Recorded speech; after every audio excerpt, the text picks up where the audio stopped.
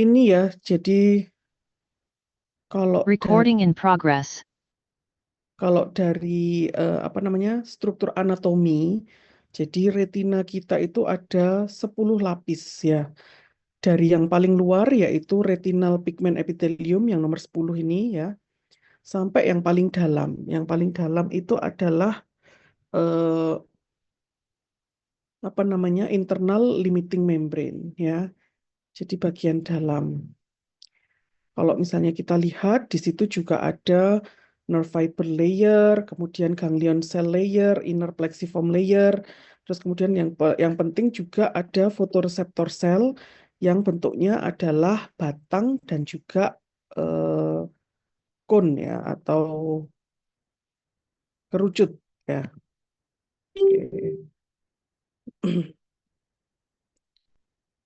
Nah, kemudian untuk retinal pigment epithelium sendiri itu terletak di antara brus membran dan juga retina.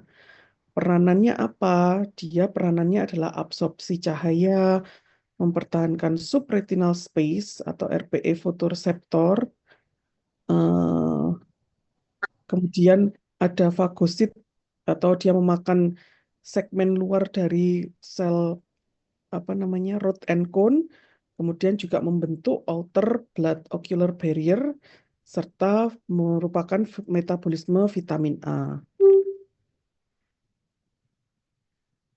Nah, terus di dalam retina sendiri itu juga ada bagian namanya makula.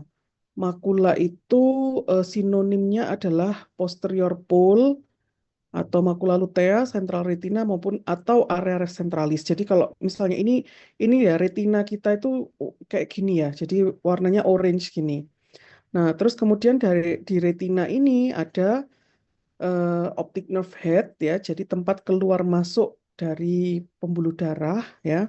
Terus kemudian juga ada makula. Makula ini adalah pusat penglihatan kita ya. Jadi kalau misalnya ada gangguan di makula, yang terganggu adalah penglihatan sentral kita ya.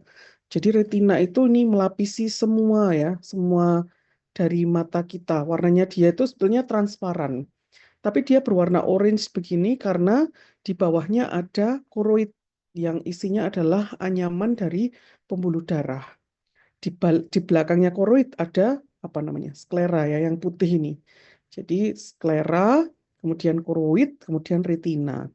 Retina sendiri ada pembuluh darah ya, arterinya, ada venanya gitu. Nah, kalau dari makula sendiri definisi histologisnya dia terdiri dua atau lebih sel lapisan ganglion dan terdiri dari pigmen xanthofil.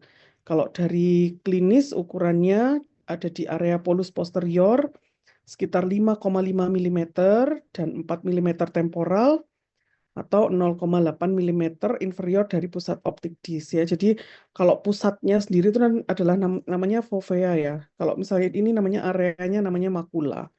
Kalau yang di tengah sendiri namanya fovea. Sebentar ya, sebentar. Coba saya lihat dulu. Berbeda. Oh, sorry, sorry. Saya share lagi ya, maaf ya. Ada kesalahan teknis yang saya share.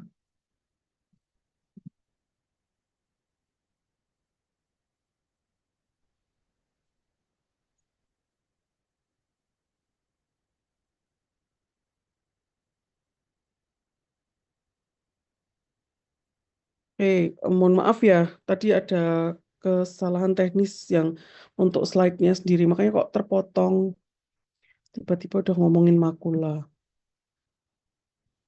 Ya, jadi kalau misalnya kita berbicara mengenai SKDI 2019 untuk cairan vitreous itu apa namanya sebetulnya penyakitnya adalah perdarahan vitreous. Itu kompetensinya dia hanya satu.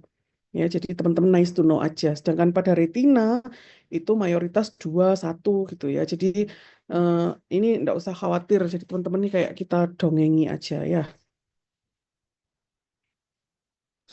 Sorry.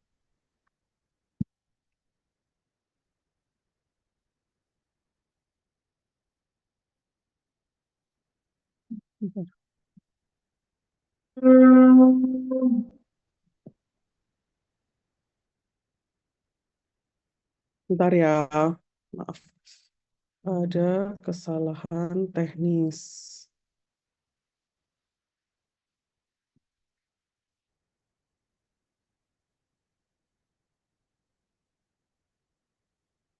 Ternyata materinya berbeda.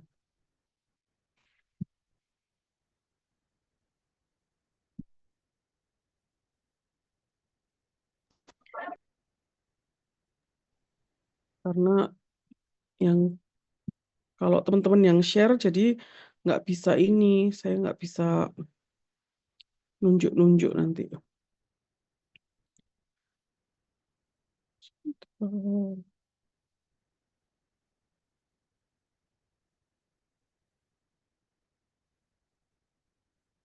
ada.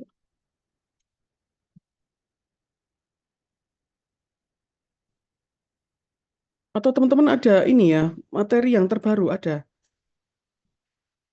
Kuliah yang retina yang lalu.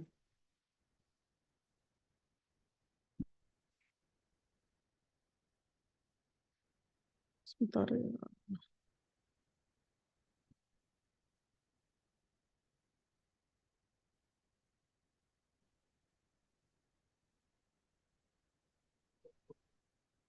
Oh, oke, oke. Ini ya, jadi kalau misalnya ini tadi ya dari SKDI 2019, sudah seperti saya sampaikan tadi ya. Terus kemudian untuk gambaran makroskopis mata seperti kemarin ya, kalau kita sampaikan, jadi ini mata kita kalau dari samping dan kemudian dipotong ya. Eh, ini dari depan sendiri kornea, terus kemudian ini kamera okuli anterior yang isinya adalah aqueous humor ya atau cairan aqueous ya. Ini iris ya membentuk pupil, terus kemudian lensa digantung oleh zonula zinii ya. Terus kemudian ini ya bola mata kita isinya adalah cairan vitreous ya. Jadi dia bentuknya lebih kental. Kalau ini cair, yang ini kental ya. Terus kemudian di sini ada retina ya, dia yang warnanya yang transparan tadi, terus kemudian ini yang warna merah ini namanya koroid dan yang paling luar putih bernama sklera ya. Nah, untuk lapisan eh, retina sendiri di ekuator bagian sini ya itu 0,18 milimeter. Sedangkan kalau misalnya di yang paling tipis itu di fovea centralis ya atau di makula tadi. Terus kemudian dia menuju ke optical disc ya atau nervus opticus. Ini tadi lapisan retina ya, dari yang paling luar, retinal pigment epithelium sampai internal limiting membrane. Jadi cahaya dari dalam, terus kemudian diolah, diolah, diolah ya, bahkan ada lapisan dari sel rod dan cone ya, batang dan juga kerucut. Terus kemudian ini ada retinal pigment epithelium. Nah, kalau retina sendiri dia membran tipis, halus, tidak berwarna, dan transparan. Seperti saya jelaskan tadi ya di gambar, lapisan merupakan lapisan terdalam dari bola mata, dia tembus cahaya dan melapisi 2/3 dinding posterior bola mata. Dia terdiri dari 10 lapisan jaringan saraf. Lekat dengan koroid, jadi di bagian luar itu dia lekat dengan koroid oleh lapisan pigmen epitel membrana brush ya. Nah, bagian depan ya, bagian anterior tadi melekat juga dengan koroid yang dinamai dengan daerah ora serrata. Dan bagian belakang dia lanjut ke nervus opticus. Lapisan yang paling tipis ada di makula ya. Untuk vaskularisasi dari retina sendiri ada sepertiga bagi lapisan luar, 2/3 lapisan dalam, dan juga untuk di fovea centralis itu oleh koriokapilaris yang sangat mudah rusak apabila terjadi ablasio retina. Ini ya, jadi kalau misalnya kita mau melihat retina, retina pasien, retina orang maupun orang mau memeriksa retina kita, itu dengan alat namanya funduskopi ya. funduskopi itu ada funduskopi yang direct maupun yang indirect. Yang biasanya kita pakai, yang teman-teman dulu di CP1 lakukan ya pemeriksaannya itu adalah funduskopi yang direct ya. Jadi pakai alat namanya funduskopi, bukan funandoskop loh ya. Kalau funandoskop kita mendengar denyut jantung janin ya. Kalau funduskopi atau oftalmoskop itu untuk melihat retina ya. Ini adalah fundus okuli kita ya, fundus okuli orang normal. Ada dua ya, mata kanan dan mata kiri. Kok bisa tahu dok kalau mata kanan? Karena papil itu letaknya di dekat nasal ya, di daerah nasal. Ya, jadi karena hidungnya pasien itu di tengah-tengah sini, makanya ini adalah papil nervus mata kanan, yang ini adalah papil nervus mata kiri. Ini namanya makula ya, tadi sudah kita sebut sedikit ya, ini makula ya. Pusat penglihatan. Kalau misalnya terjadi sesuatu pada makula, maka akan terjadi gangguan penglihatan di sentral. Nah, gambaran fundus okuli itu yang pertama kita melihat papil ya. Papil itu ini ya, papil nervus opticus. Jadi tempat keluar masuknya pembuluh darah ya. Dia bentuknya bulat. Terus kemudian ada cup dan dis rasio. Jadi cup itu daerah yang lebih terang di sini, kalau disnya itu di bagian luar ini ya. Jadi seperti cangkir dan juga apa itu lepeknya ya, cangkir dan lepeknya. Normalnya perbandingan dari besarnya cangkir dan lepek itu adalah 3:10, jadi 0,3 ya. Itu pada papil normal. Kalau misalnya tidak normal, bisa terjadi pembesaran pada kondisi-kondisi seperti glaukoma ya. Jadi papilnya membesar, cup and disc rasionya membesar. Harusnya 0,3 dia bisa 0,5, 0,6, bahkan 0,9, bahkan 1,0. Jadi sudah tipis sekali ya. Nah, selain apa namanya cup and disc-nya, kita harus lihat juga batasnya ya. Bentuknya ini bulat, terus kemudian batasnya tegas atau kabur ya. Warnanya jingga atau pucat atau hiperemi. Jadi pada kondisi-kondisi papil atrofi, jadi sudah atrofi ya, ini biasanya warnanya pucat ya. Jadi tidak sejingga ini. Tapi kalau misalnya kepada kondisi papil edem atau apa namanya adanya pembengkakan pada papil, pada nervus opticus itu bisa batasnya ini bisa kabur ya, bisa buram. Warnanya juga bisa hiperemi. Ya, nih terus kemudian setelah itu kita lihat pembuluh darah ya. Pembuluh darah ini ada arteri, ada vena. Kalau misalnya arteri itu yang kecil-kecil ya, kalau vena itu yang besar-besar. Perbandingannya adalah yang normal 2:3. Pada kondisi-kondisi tertentu itu bisa menyebabkan ukuran arteri menjadi sangat kecil ya. Terus kemudian kita lihat retinanya. Retina itu ya ini ya, orange-orange-nya ini. Kalau misalnya tidak ada apa-apa, ya ditulis normal gitu. Biasanya pada retina ini ada eksudat ya, ada tanda-tanda apa namanya diabetes retinopati ya, ada hemorrhage, jadi ada perdarahan kecil-kecil gitu. Terus kemudian kita lihat makulanya. Nah ini ya makula tadi seperti yang saya sampaikan. Slide yang tadi hilang. Oh ya, sorry.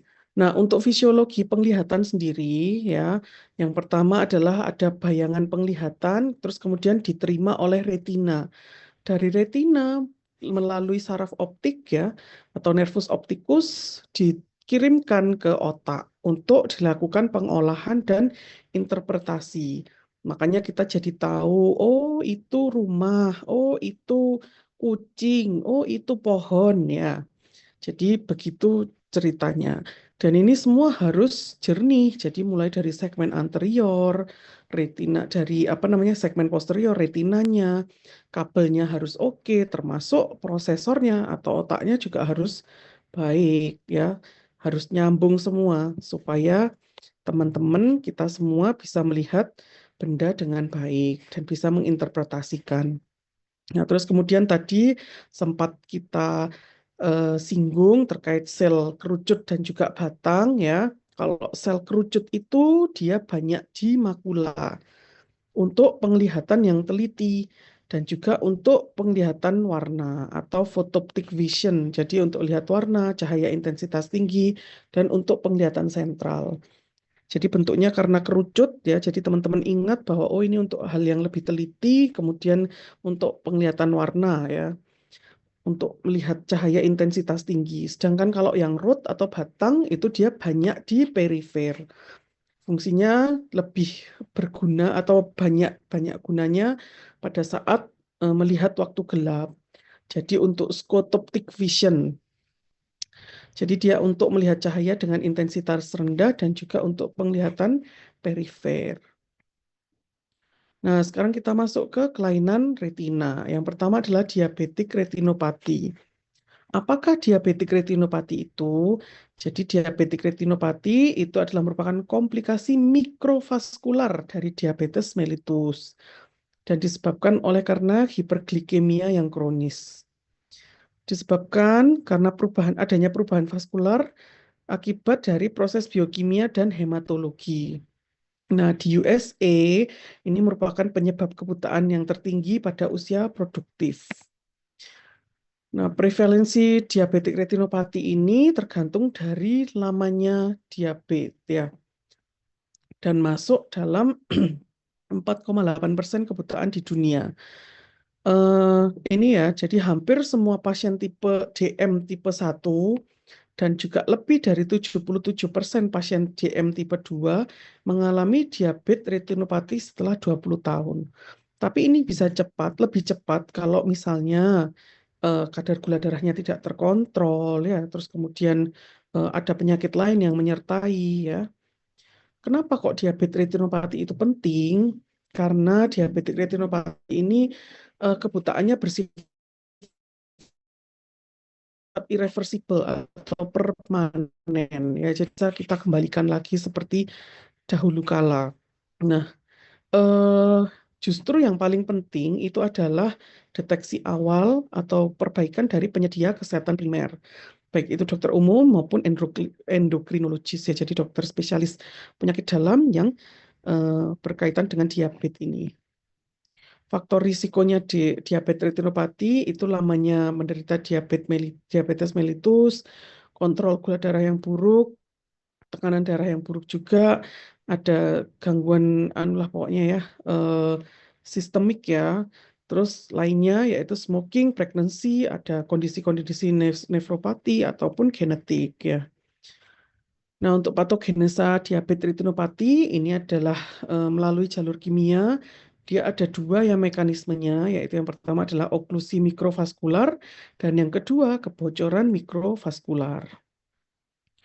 Nah, kalau oklusi mikrovaskular penyebabnya ini ya, jadi ada dari membrana basement yang menebal, terus kemudian kerusakan dan proliferasi endotel, perubahan eritrosit yang berperan dalam transport O2, peningkatan agregasi platelet, terus akan mengakibatkan iskemi, kemudian hipoksi pada retina. Akhirnya ada arteriovenous shunt dan terjadilah neovaskularisasi.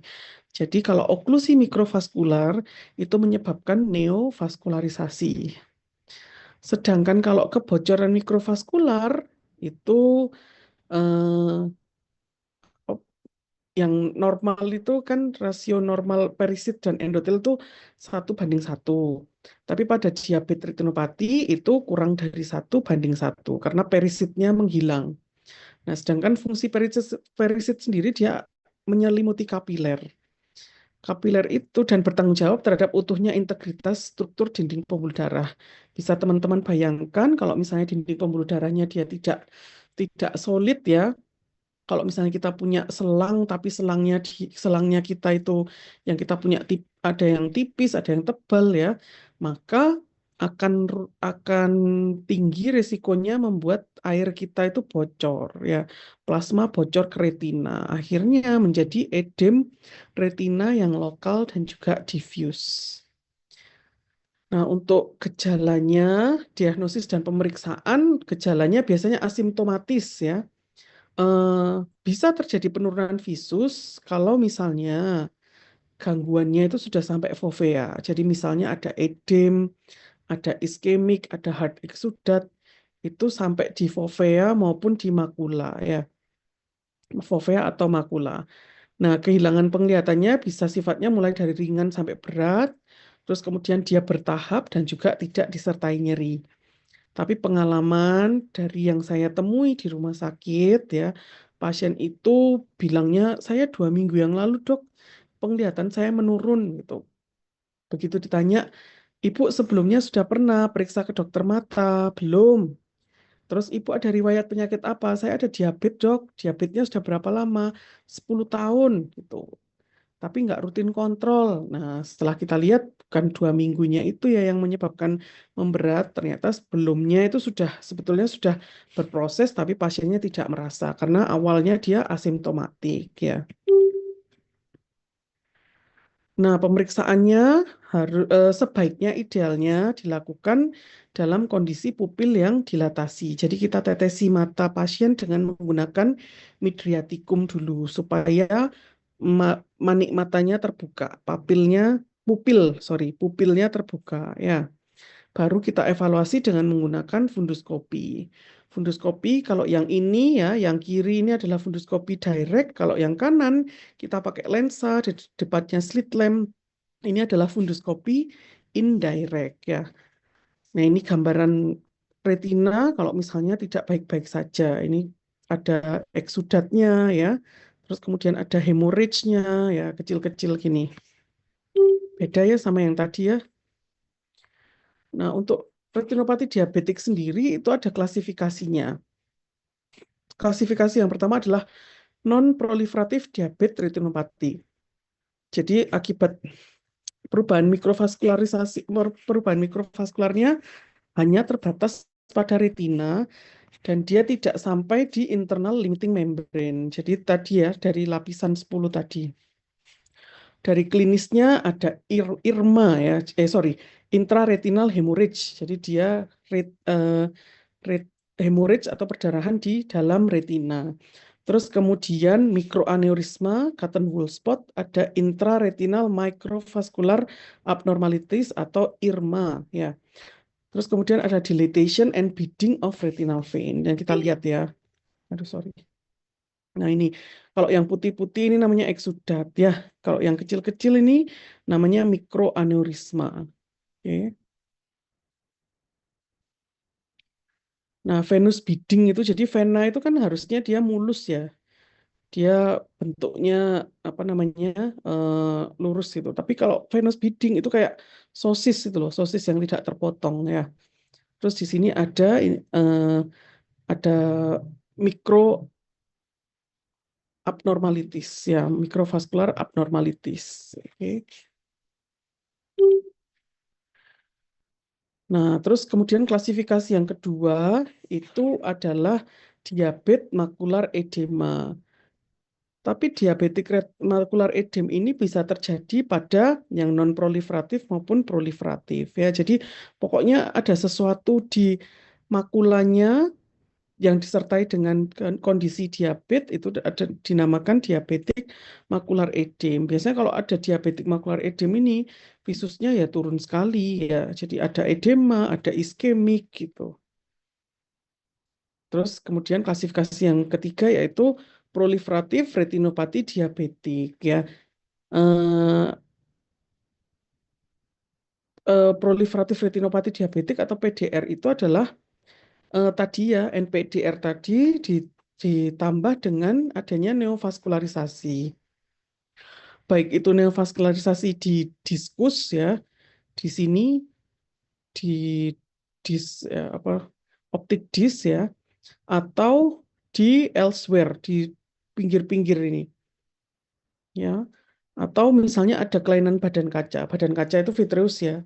Jadi vitreousnya sudah ada perdarahan ya, sudah ada apa namanya fibrosis ya. Itu sudah masuk dalam kondisi proliferatif diabetes retinopati. Nih ya, jadi ada kebocoran yang bisa menutup penglihatan karena munculnya abnormalitas pembuluh darah baru yang abnormal. Ini neovaskular edis ya. Jadi di diskusnya harusnya tidak ada neovaskular ini, tapi pada pasien-pasien diabetes retinopati, lihat ini di samping-sampingnya juga sudah ada ya, kecil-kecil gini, titik-titik. Kalau perdarahan pada diabetes retinopati itu khasnya adalah dot blood ya, jadi kayak titik-titik begitu. Nah, ini neovascular elsewhere. Jadi di tidak di diskus ya, tapi di pinggir-pinggir, di retina bagian pinggir. Nih. Nah, ini kalau sudah advance ya. Jadi mulai terbentuk jaringan fibrovaskular, ada perdarahan badan kaca yang persisten, dan bahkan muncul glaukom neovaskular maupun ablasio retina yang tipe traksional. Nah, untuk terapi diabetes retinopati itu yang pertama adalah regulasi gula darah. Terus kemudian harus dilakukan kontrol rutin untuk dilakukan evaluasi funduskopi. Pada diabetes makular edem maupun proliferatif diabetes retinopati bisa dilakukan laser fotokoagulasi.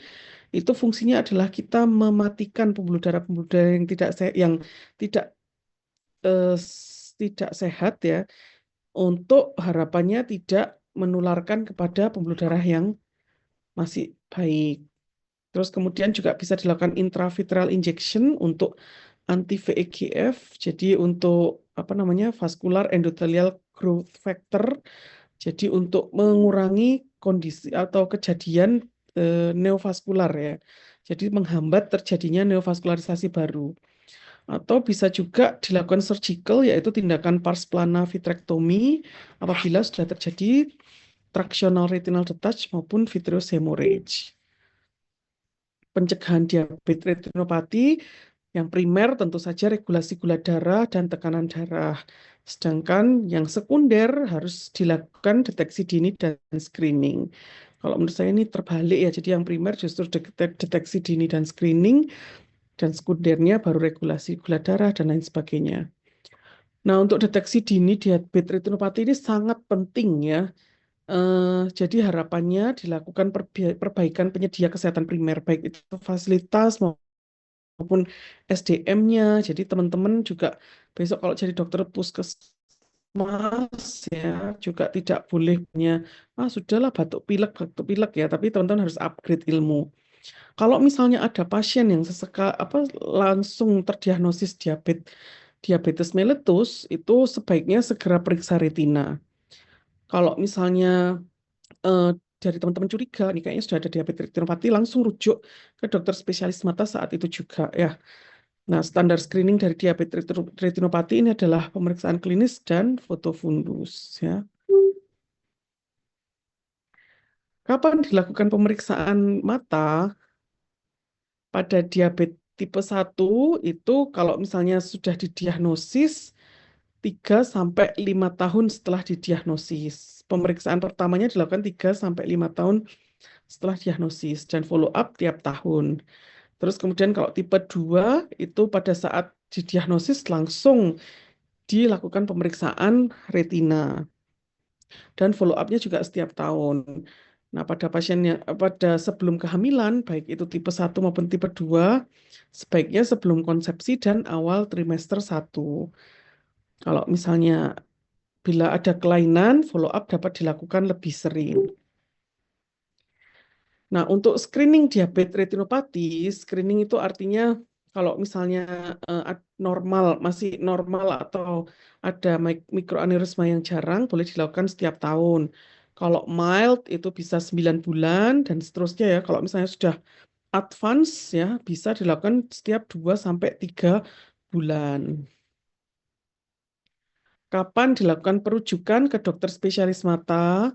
Kalau misalnya pasien itu sudah walaupun pertama kali datang ke teman-teman, terus kemudian teman-teman periksa gula darahnya tinggi, dan pasien sudah mengeluh visusnya menurun, dan setelah teman-teman periksa visusnya memang menurun, langsung lakukan tindakan rujukan. Atau misalnya sudah terjadi kondisi diabetes retinopati yang membutuhkan penanganan. Jadi misalnya teman-teman lakukan pemeriksaan funduskopi, sudah dilihat ada hemorrhage-nya, ada eksudatnya, silakan lakukan tindakan perujukan.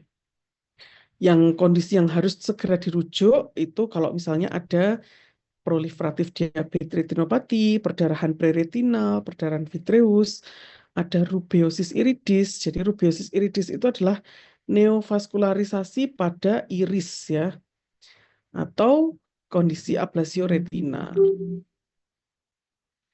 Nah, yang kedua penyakitnya yaitu adalah hipertensif retinopati. Kalau tadi diabetes, sekarang hipertensi.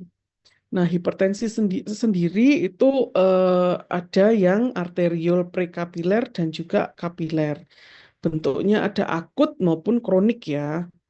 Kalau akut dia terjadi terjadi apa ya iskemi pada nerve fiber layer sehingga bentukannya adalah cotton wool spot atau soft exudate.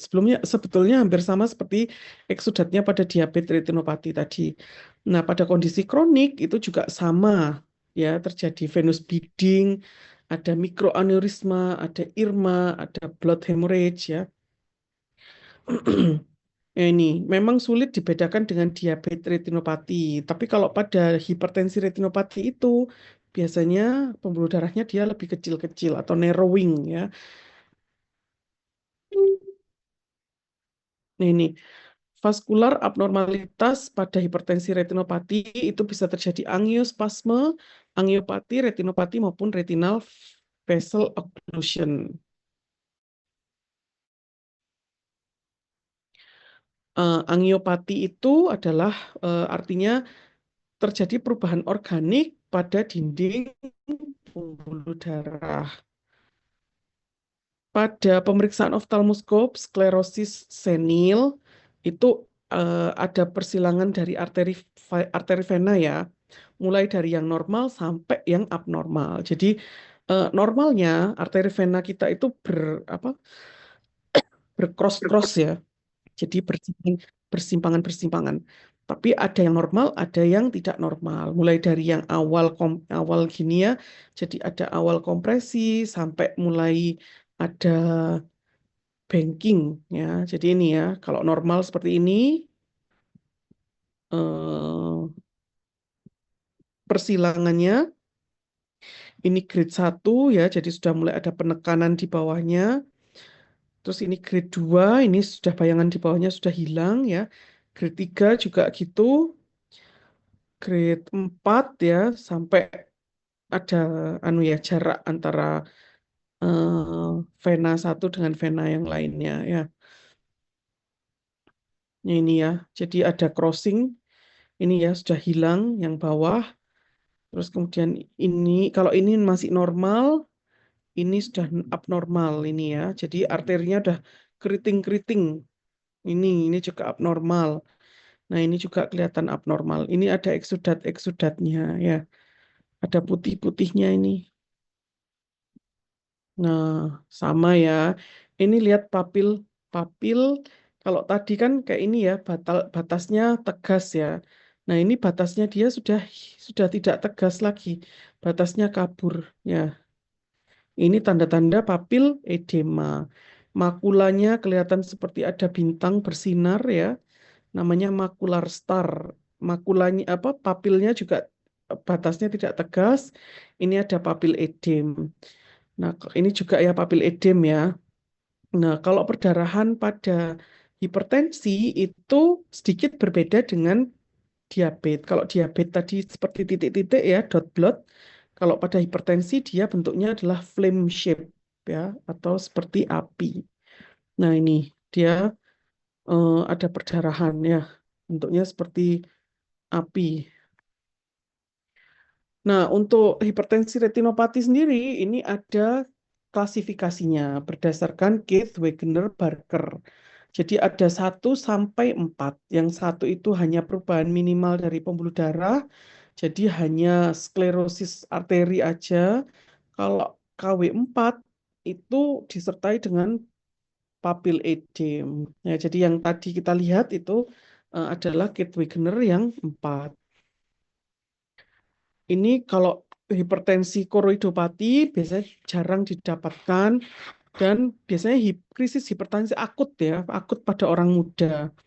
Gambaran funduskopinya jadi ada Elsnich spot ada infraroid yang lokal. Ini susah ini. Jadi tanda-tanda khasnya ada Elsnig spot, hafalan aja ya, atau Sigrist-Strik ya.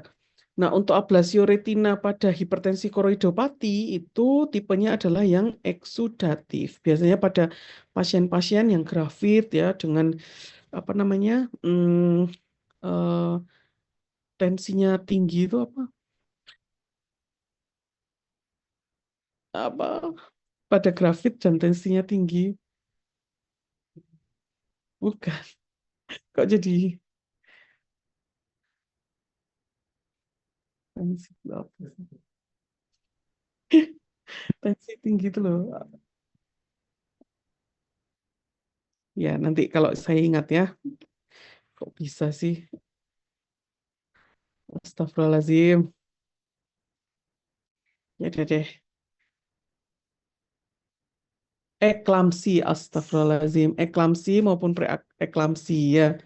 Jadi bisa terjadi hipertensi koridopati atau ablasio retina yang tipe eksudatif. Kalau tadi pada saat kita berbicara mengenai diabetes retinopati yang advance itu bisa terjadi ablasio retina yang tipenya traksional, ya traksional.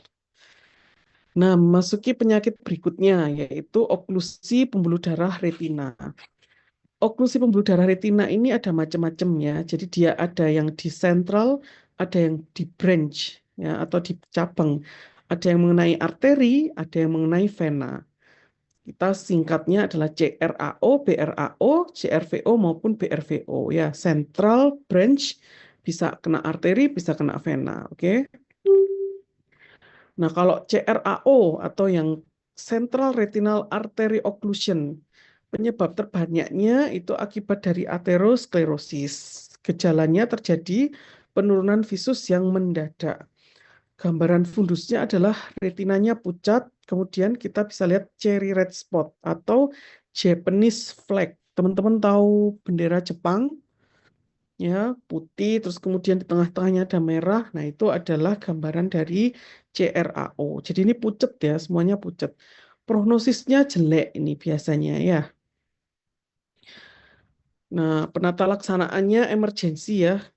Biasanya kalau misalnya kurang dari 48 jam setelah onset, itu terapinya bisa berhasil. Ya, bisa dilakukan masase bola mata. Jadi masase bola mata itu bukan matanya di apa namanya dipijat-pijat enggak ya. Jadi pasien diminta untuk duduk di depan slit lamp, terus kemudian kita kasih pantokain, terus kemudian kita tempelkan lensa ya, tempelkan lensa, dipijat selama 10 detik, dikompresi, ditekan selama 10 detik, terus kemudian dilepaskan selama 5 detik ya. Gitu terus ya sampai setengah jam.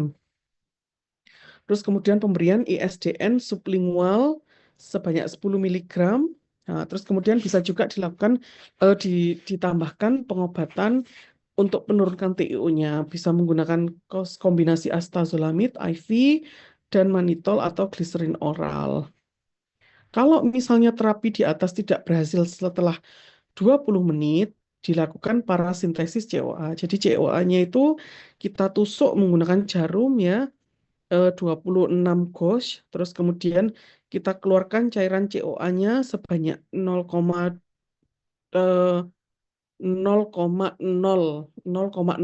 atau 0,03 ya. Nah, terus kemudian ini ya branch hampir sama dengan CRAO tapi dia karena kena satu cabang atau dua cabang aja, jadi yang terkena adalah kuadran ya. Jadi kalau seperti ini dia kuadran atas ya, kuadran atas bagian eh, nasal maupun temporal. Jadi setengah kuadran atas. Nah, penyempitan lapang pandangnya tentu saja sektoral ya. Jadi misalnya ini bagian atas ya yang apa namanya terkena BRAO, pasiennya mengeluh ada gangguan melihat bawah. Jadi sebaliknya ya. Gambaran fundusnya sama ya, jadi retina pucat sesuai dengan daerah yang iskemi. Terus kemudian juga dapat ditemukan emboli. Penata laksanaannya hampir sama dengan CRAO, bahkan sama ya dengan CRAO. Prognosisnya pun juga sama, sama-sama jelek ya. Nah, untuk CRVO itu ada 3 macam. Sebenarnya 2 macam sih, ya. 2 macam, tapi biasanya yang ketiga ini jarang ditemukan. Jadi ada yang non-iskemik, ada yang iskemik. Dan yang terbanyak ini adalah yang non-iskemik, ya, sebanyak 75%. Kalau yang iskemik itu dia walaupun sedikit, tapi gejala penurunan visusnya mendadak dan juga unilateral. Gambaran fundusnya terjadi pelebaran seluruh cabang, vena, retina sentral, dan berkelok-kelok. Ya, perdarahannya ada semuanya. Jadi ada jenis dot blood, ada jenis flame shape, dan juga kadang-kadang eh, muncul cottonwool spots. Ya, nah ini CRVO. Kalau tadi CRAO kita lihat sepi ya, Japanese flag atau cherry red spot. Tapi pada CRVO ini ya, thunderbolt appearance. Jadi petir dan apa ini? Hmm, apa kilat yang menyambar-nyambar ya. Jadi kalau dari CRVO itu gambarannya kayak gini, hampir sama dengan hipertensi retinopati yang tadi KW4 tadi ya, yang Kate Wegener Becker 4. Jadi ini ada gambaran apa namanya? eh, kabur di papilnya, terus kemudian ini dot blood ya, yang kecil-kecil ini dot blood, sedangkan ini flame shape, ada eksudat-eksudat. Prognosisnya kalau yang non iskemik masih baik, tapi kalau yang iskemik itu jelek ya. BRVO juga sama, jadi tergantung segmennya. Penurunan visus mendadak dan juga ada metamorfopsia. Jadi mata melihat seperti apa bentuknya beda. Jadi kecil jadi besar, terus kemudian berkelok-kelok gitu ya. Penata laksanaannya observasi 6 sampai 12 minggu dengan FFA, foto eh, fundus fluorescent angiografi ya. Jadi pakai kontras kita masukkan kalau ada fasilitasnya ya. Kalau misalnya perfusi makulanya baik dan visusnya membaik, tidak perlu terapi.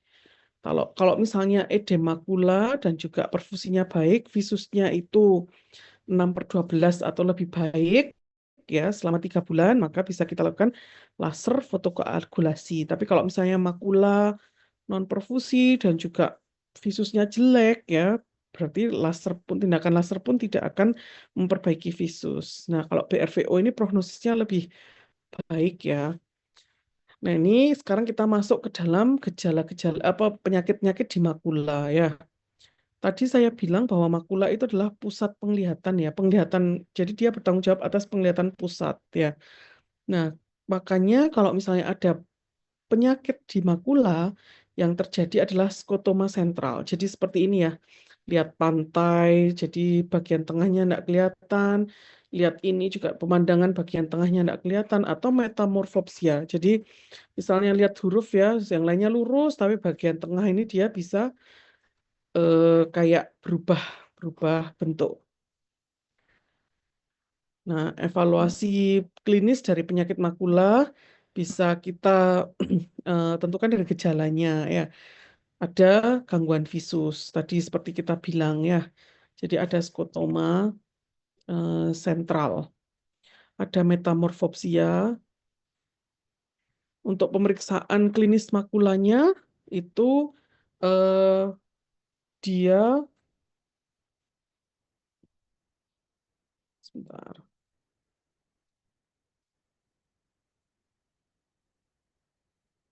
dia memburuk dengan tes pinhole. Jadi kalau misalnya kita visus, kalau misalnya gangguan refraksi kan kita kasih pinhole kan dia membaik ya. Tapi kalau misalnya dia skotoma sentral, tentu saja kita kasih pinhole pun justru malah pasien, loh dok kok tambah gelap ya gitu. Ya. Terus kemudian pemeriksaan menggunakan funduskopi ya, atau bisa juga pemeriksaan slit lamp dengan lensa indirect. Terus kemudian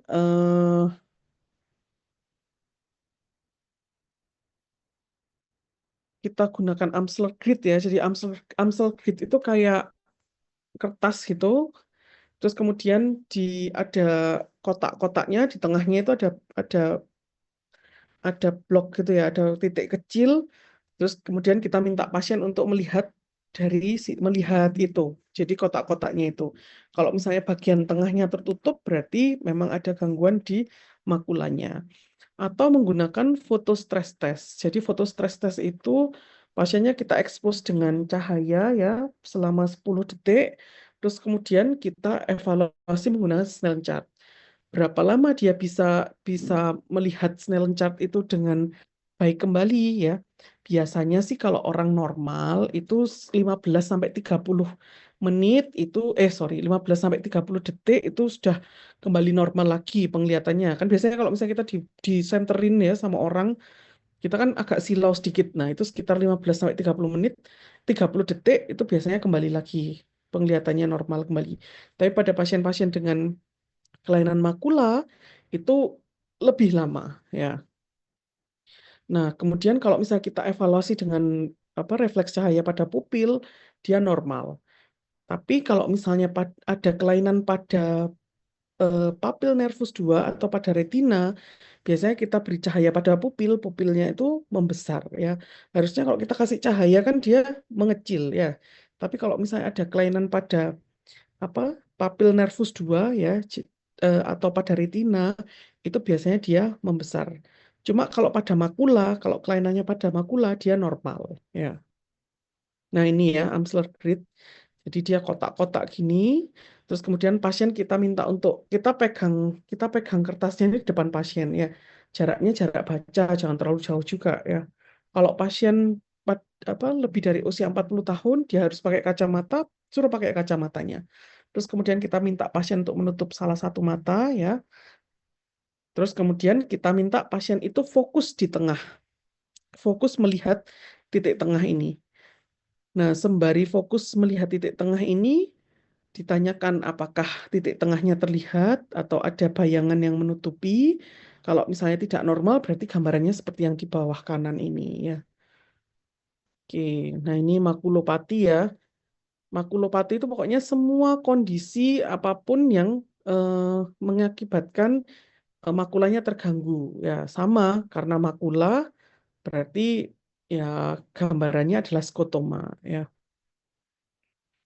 Bisa karena age-related macular degeneration atau AMD. AMD ini adalah penyebab kebutaan terbanyak ya. Biasanya mengenai pasien lebih usia di atas 50 tahun. Nah, kalau AMD ini dia penyakitnya kena bagian luar ya, jadi RPE, membrana brus, choriocapillaris, jadi yang dekat dengan koroid. Dia dibagi menjadi dua. Ya, tadi yang lapisan itu loh, 10 lapisan retina, RPE, brus membran ini kan ada di bagian luar ya. Nah, untuk AMD sendiri dibagi menjadi dua tipe, ada yang dry, ada yang wet. Kalau dry itu nama lainnya adalah non-neovaskular, kalau yang wet neovaskular. Non-neovaskular AMD, neovaskular AMD, atau dry AMD, wet AMD. Kalau yang dry AMD dia lebih sering ya, jadi lebih banyak pasien dry AMD itu. Biasanya penurunan visusnya ringan, tapi walaupun ringan, karena dia kena makula, jadi pasiennya udah penglihatannya pasti terganggu sekali ya. Ciri-cirinya kalau dari pemeriksaan fundoskopi kita lihat adanya drusen. Apa drusen itu? Drusen itu adalah granular material di antara brus membran. Jadi kayak gini ya, ada kayak debu-debu gitu ya di makulanya. Di bagian lainnya dia normal-normal aja, nggak ada gangguan. Nah, ini penyebabnya adalah RPE yang abnormal atau retinal pigment epithelium yang abnormal. Terapinya ini kondisinya irreversible. Jadi kalau misalnya pasiennya sudah mengeluh seperti ini, tidak bisa membaik lagi. Tapi sehingga terapi dan lain sebagainya fungsinya adalah mencegah supaya semakin memburuk dan mencegah mata yang lain seperti yang sudah terkena ya. Jadi kita harus edukasi, follow up dan juga pasien diminta untuk banyak minum vitamin, menghindari asap-asap ya. Kalau misalnya dia merokok dan lain sebagainya, minta tolong untuk di KIE berhenti merokok ya. Makan makanan yang bergizi, terus kemudian apa namanya? vitamin ya, pemberian vitamin. Nah, kalau untuk yang wet AMD, penurunan visusnya biasanya berat. Terjadi ini karena terjadi apa namanya detachment dari RPE-nya. Kalau tadi hanya perubahan warna aja ya, hanya jebol-jebol tipis. Nah, kalau ini sudah sampai detach, sudah sampai lepas RPE-nya. Sehingga muncullah choroidal neovascularization. Tes tambahannya ini ya, bisa apa fundus fluorescent angiografi, bisa indocyanine green angiografi atau OCT ya, optical coherence tomography. Di situ kita bisa lihat lapisan-lapisannya. Nah, ini ya OCT, pemeriksaan OCT. Jadi kita lihat lapisannya, ini RPE-nya udah nggak karu-karuan ini. Penata laksanaan neovaskular AMD yang wet ya, itu bisa menggunakan thermal laser atau laser fotokoagulasi, bisa menggunakan fotodinamik terapi, bisa menggunakan injeksi intravitreal steroid maupun anti-VEGF atau kombinasi di antara keduanya. Nice to know aja ya ini teman-teman ya. Nah, terus kemudian ablasio retina atau retinal detach. Ya, definisinya adalah lepasnya lapisan saraf sensoris dari pigmen epitelium retina. Jadi ini juga kenanya di luar ya. Bentuknya ada dua, ada yang non-rekmatogenus maupun yang rekmatogenus. Untuk yang non-rekmatogenus itu ada dua macam ya. Seperti sudah saya sebut sebelumnya, ada yang ada yang traksional, ada yang eksudatif. Ini seperti di gambarnya ini ya. Kalau rekmatogen ya berarti retinanya ada yang sobek sehingga ada cairan masuk di antara RPE dan lapisan sensori ya. Kalau misalnya yang eksudatif itu ada muncul cairan karena itu tadi tensi tiba-tiba naik ya pada pasien-pasien eklamsi, preeklamsi. Kalau misalnya yang traksional itu berarti ada sesuatu di vitreusnya sehingga vitreus yang fibrosis ini menarik ya, menarik retina sehingga muncullah cairan di bawahnya. Oke. Penyebabnya kalau misalnya memang karena apa yang rekmatogen biasanya karena usia tua, miopia tinggi, ada degenerasi retina, ada trauma. Ya, terus kemudian kalau yang sekunder biasanya karena tumor koroid, transudat pada hipertensi, ada retinopati, eksudat dan lain sebagainya. Gejala dan tandanya kalau misalnya apa namanya biasanya terjadi metamorfopsia, jadi pasien merasa ada perubahan bentuk, maksudnya melihat tapi nggak jelas. Dok, saya kok kayaknya melihat kipas angin yang saya lihat itu nggak seperti kipas angin biasanya gitu. Nah, kita curiga ya. Atau melihat kilatan cahaya, atau melihat ada kelawar-kelawar, ada tirai ya, tirai yang bergerak ke satu arah. Nah, kalau misalnya sudah kena makula, itu biasanya visusnya udah nol ya. Jadi visus sentralnya dia udah nggak bisa lihat cahaya. Kalau untuk pemeriksaannya ya dengan oftalmoskop itu terlihat bahwa retinanya bergelombang dan warnanya abu-abu seperti awan. Pembuluh darah lebih gelap, lebih berkelok-kelok, refleks cahaya tidak ada. Ini ya, ini adalah retina yang robek ya. Nah, ini contohnya yang bawah kanan ini yang bagian bawah ini adalah retina yang nempel, yang bagian atas itu retina yang lepas ya. Jadi ini biasanya apa kemungkinan ini robekannya di sini. Penanganannya ya pasien harus segera dirawat dan tindakan harus cepatnya. Kalau misalnya terlalu lama, maka lapisan batang dan kerucutnya itu menjadi degeneratif sehingga tindakan apapun juga tidak akan berhasil. Jadi terapinya bisa scleral buckle ya. Jadi kalau scleral buckle itu skleranya dikasih sabuk, kayak dikasih sabuk gitu. Kenapa kok dikasih sabuk? Supaya apa skleranya ini ketat sehingga yang lepas tadi bisa nempel ya. Lapisan retina yang lepas tadi bisa nempel. Nah, kemudian supaya bisa apa namanya? Supaya yakin dia nempel, bisa dikasih gas, bisa dikasih silikon ya, supaya robekannya tadi tidak lepas-lepas lagi. Terus kemudian bisa dilakukan tindakan laser juga. Prinsipnya Kalau ada rheumatogen retinal detach itu kita harus mencari tempat robekan, ditutup. Kalau misalnya ada cairan subretinanya harus dikeluarkan dengan pungsi. Nah, ini ya bisa dilakukan tindakan laser ya. Ini robekannya. Ini juga robekan-robekan. Kemudian ini adalah chorioretinitis. Biasanya penyebabnya adalah karena toksoplasma yang merupakan infeksi segmen posterior terbanyak. Biasanya terjadi karena kongenital, ya, ibu hamil mengkonsumsi daging yang terkontaminasi kista atau ookis atau melalui feses kucing. Pada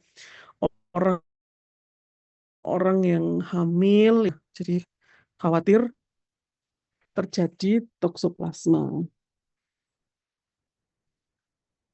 Bisa juga kondisinya didapat ya.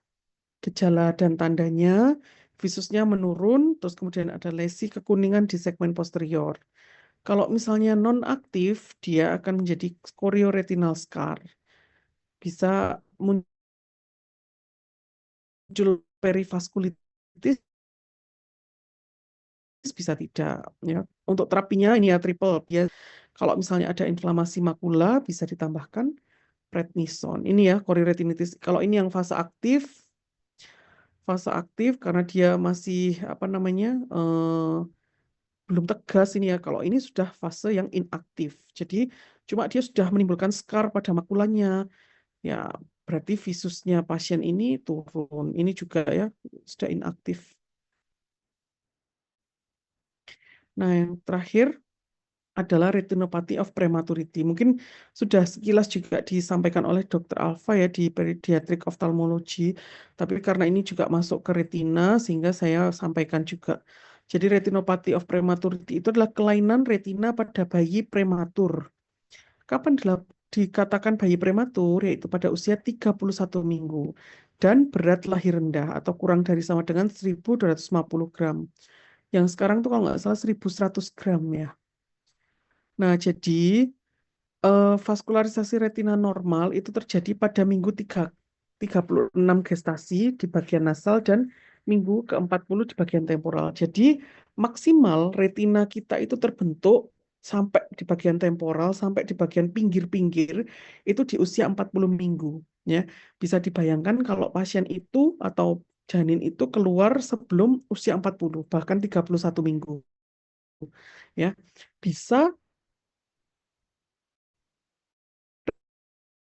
retina itu terus berkembang, bisa retina itu bangkit atau bisa juga akibat dari exposure O2 yang berlebihan sehingga menyebabkan pertumbuhan vaskular terhambat.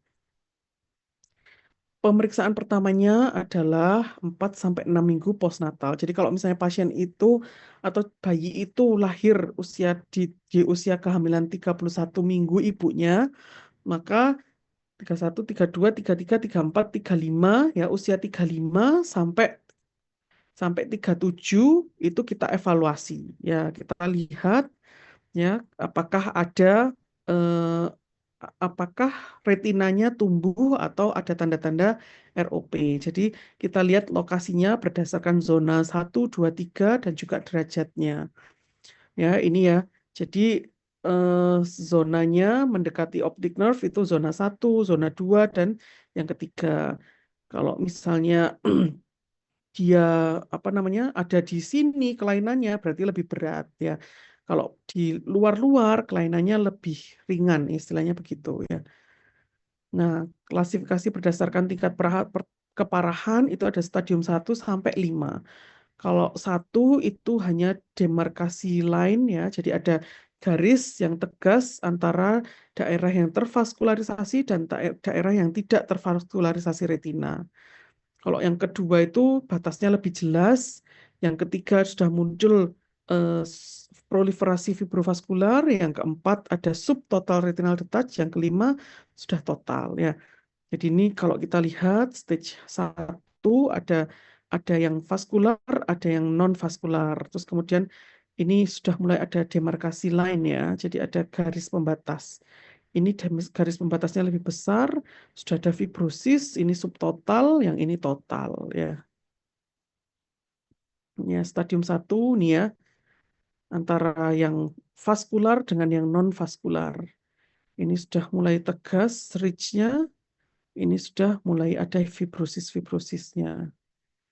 Oke, penata laksanaan ROP 85% dia regresi spontan ya. Jadi pasiennya kita minta kontrol paling enggak 4 minggu sekali ya, jadi 1 bulan sekali untuk kita evaluasi retinanya bertumbuh sejauh apa. Tapi kalau misalnya tidak tumbuh dan terjadi retinal detach, harus kita berikan penanganan segera. Baik itu laser, retinal cryoablation, skleral bakul maupun vitrektomi. Sehingga sebaiknya semua bayi prematur segera dikonsulkan ke dokter spesialis mata. Ini ya cara pemeriksaannya. Jadi bayinya kita beri blefarospad ya, desmares, jadi supaya terbuka kelopak matanya karena anak bayi itu nutup banget ya. Terus kemudian sebelumnya harus dimitri dulu pasiennya. Kita periksa dengan menggunakan funduskopi ya. Ini adalah referensi yang saya gunakan. Nah, quotes-nya adalah it is not the knowledge which should come to you, it is you who should come to the knowledge ya. Jadi bukan pengetahuan itu yang mendatangi kita, tapi kita yang mendatangi pengetahuan ya. Mungkin dari sini ada yang mau diklarifikasi oleh teman-teman atau mau ditanyakan, silakan saatnya diskusi. Atau misalnya teman-teman udah baca, terus kemudian bingung, monggo.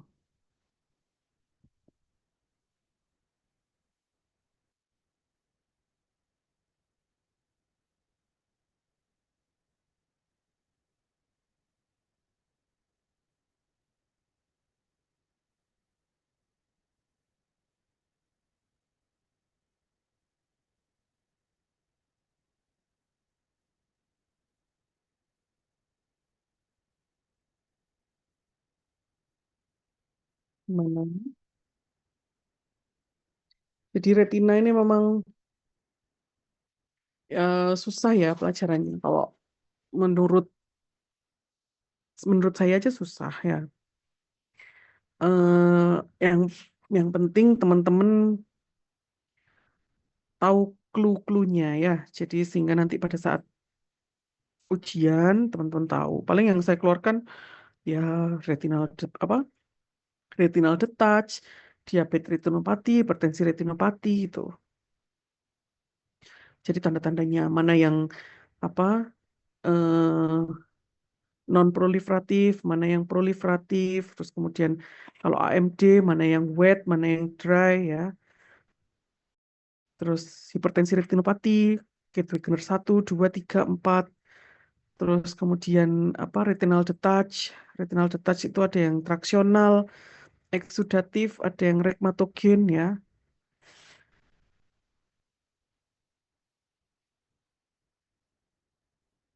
Udah, ya saya paham kalau teman-teman mungkin bingung ya. Nanti ini akan kita akan diulangi lagi sama teman-teman nanti pada saat koas, nanti akan diulangi lagi pada saat mau ujian ya. Jadi ini yang penting teman-teman terekspos dengan pelajaran retina ya, tahu bahwa kita punya saraf mata ya yang fungsinya itu menyalurkan sensor atau penglihatan kita dari bayangan menuju ke optic nerve gitu ya. Oke, mudah-mudahan apa yang disampaikan bisa bermanfaat untuk teman-teman ya. Mohon maaf sekali lagi karena mengganggu malamnya ya. Mohon maaf juga kalau misalnya ada salah-salah kata. Mudah-mudahan sukses ujiannya. Assalamualaikum warahmatullahi wabarakatuh. Waalaikumsalam Waalaikumsalam warahmatullahi Terima warahmatullahi kasih ya. wabarakatuh. wabarakatuh. Terima kasih, dokter. Terima kasih, Terima kasih, dokter. dokter. Recording stopped.